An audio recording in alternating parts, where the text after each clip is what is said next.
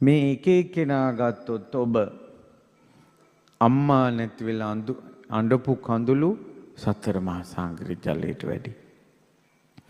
තාත්තා මැරිලා අඬපු කඳුළු සතර මහා සාගරේ ජලයට වැඩි. එක එක්කෙනා ගානේ කොහොම ඇඬිල්ලක්ද?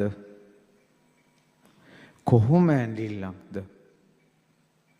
ඔබ පළවෙනි වතාවට නෙවෙයි අඬන්නේ. අවසන් වතාවට නෙවෙයි අඬන්නේ. ඉච්ඡර දීර්ඝ සංසාරයක්. ඒකයි ඊතර වෙන්න කිව්වේ. මට හොඳ නෝන කෙනෙක් හම්බුණා කියලා තරුණ පුතාලා ඇයව විවාහ කරගන්නවා. මට හොඳ මහත්තයෙක් හම්බුණා කියලා දූලා ඔයාලා මහත්තයෙක් විවාහ කරගන්නවා. ඇත්තම කතාවක් කියන්නම්. ඔයාලට නිවන් දකින්න ජීවිතේ දක්වාම නිවන් දැක්කොත් ඒ ජීවිතේ දක්වා කවදාවත් ඔයාට අලුත් නෝන කෙනෙක් හම්බ වෙන්නේ නැහැ. අලුත් මහත්තයෙක් හම්බ වෙන්නේ නැහැ. හේතුව ඔය මහත්තයාම ආත්ම භාව ගණනාන් ඔයාගේ මහත්තයා වෙලාම ඉපදිලා තියෙනවා.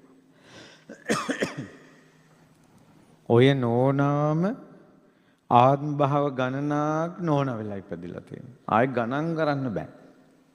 ඔයාට කොහින්ද මේ විශ්වයේ සිසාරා හෙව්වත් ඔයාට අලුත් නෝන කෙනෙක් හොයා ගන්නම බෑ. අලුත් මහත්තයෙක් හොයා ගන්නම බෑ. පෙරුම් පුරණ සංසාරයේ මහ බෝධිසත්වයන්ටත් චින්චිමානිකාවත් එක්කත් පවුල් කණ්ඩ ඕන. චින්චිමානිකාවත් බිරිඳ වෙලා ඉපදිලා තියෙනවා. යසෝදරා විතරක් නෙවෙයි. ඔයාට අලුත් තාත්තා කෙනෙක් හොයා ගන්නවම බෑ. අලුත් අම්මා කෙනෙක් හොයා ගන්නවම බෑ. මව් නොවුන කෙනෙක් පියා නොවුන කෙනෙක් නෑ සංසාරේ. පෙරුම් පුරණ සංසාරේ දේවදත්තත් අපමහ බෝසතුන්ගේ තාත්තා වෙලා ඉපදුණා. ඉතින් අලුත් තාත්තලා කොහෙන්ද? අලුත් අම්මලා කොහෙන්ද? අලුත් දරුවෙක් හොයා ගන්නම නැහැ සංසාරේ. දුව නොවිච්ච කෙනෙක් නැහැ, පුතා නොවිච්ච කෙනෙක් නැහැ. පෙරම් පුරණ මහා බෝධිසත්වයන්ට පුතා වෙලත් දේවදත්ත ඉපදුණා.